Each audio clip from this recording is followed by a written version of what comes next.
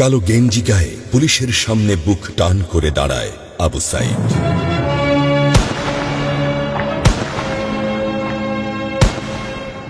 Police তাকে রক্ষা করার বদলে গুলি করে। ঠাস ঠুস কয়েকটা গুলির মধ্যে একটা গুলি লাগে তার কোমরে। খানিকটা ভাঁজ হয়ে যায় শরীর। সম্ভবত সে বুঝতে পারে নাই।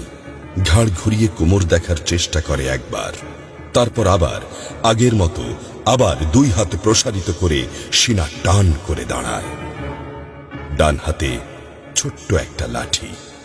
বিশ্ববিদ্যালয়ের প্রধান ফটকের পাশে বেশ কয়েকজন পুলিশ, হাতে রাইফেল, রাইফেলের তাজা গুলি, আবারও গুলির শব্দ।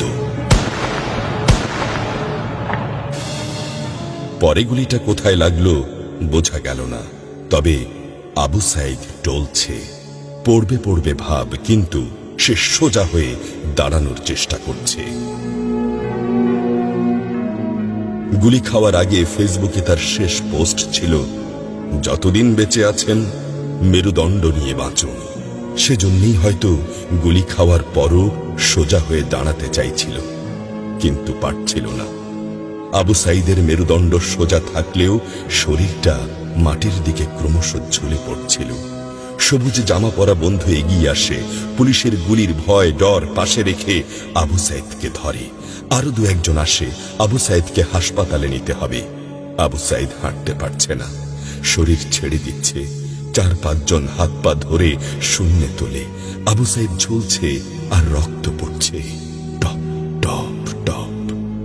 যে আবু সাইদ কিছুক্ষণ আগেও বুক চিতিয়ে দাঁড়িয়ে কোটা সংস্কার আন্দোলনে নেতৃত্ব দিচ্ছিল, সে এখন শূন্যে ঝুলছে, যেভাবে ঝুলছে মেধাবীদের ভাগ্য। রাত 10টার আগেই বাড়িতে যাওয়ার কথা ছিল আবু সাইদের।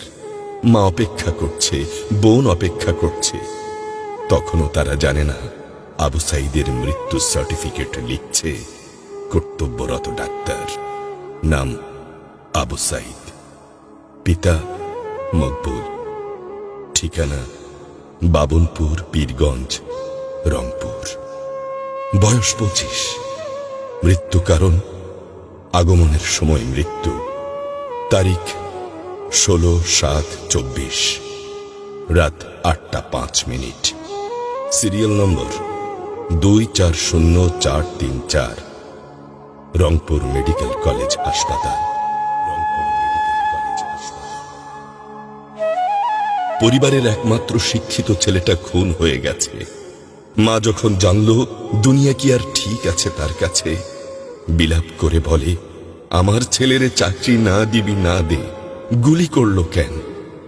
বোন সুমি আর্তনাদ করে বলে, 3টা গুলি কেন আমারে করলো না?